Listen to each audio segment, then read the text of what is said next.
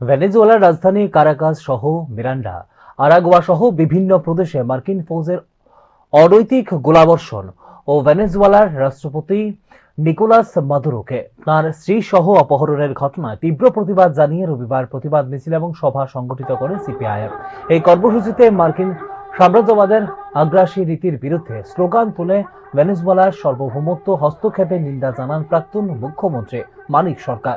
একটি স্বাধীন দেশের রাষ্ট্রপতিকে এইভাবে অপহরণ আন্তর্জাতিক আইন ও মানবাধিকারের চরম লঙ্ঘন। এই ঘটনা বিশ্ব রাজনীতিতে এক বিপজ্জনক দৃষ্টান্ত স্থাপন করেছে বলে উল্লেখ করেন মানিক সরকার। মার্কিন সাম্রাজ্যবাদ বিশ্বজুড়ে যুদ্ধ ও অস্থিরতা সৃষ্টি করছে এবং এর বিরুদ্ধে আন্তর্জাতিক স্তরে ঐক্যবদ্ধ প্রতিরোধ গড়ে তোলা জরুরি। ভেনেজুয়েলার জনগণের পাশে দাঁড়ানোর আহ্বান জানিয়ে শান্তিকামী শক্তিগুলিকে একত্রিত হওয়ার ডাক দেন প্রাক্তন মুখ্যমন্ত্রী মানিক সরকার।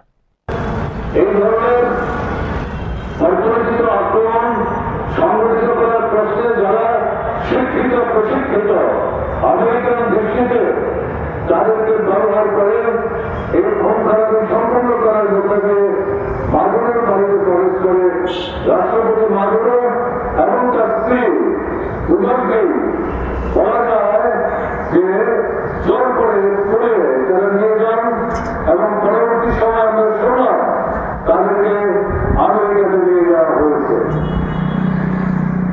আমেরিকা থেকে ভেনেজুয়েলার যে রাজধানী তার দূরত্ব 4000 কিলোমিটারের মতো এবং সেখান থেকে খুব সহজে আসা যাওয়া করা যায়, ঘটনাটা না।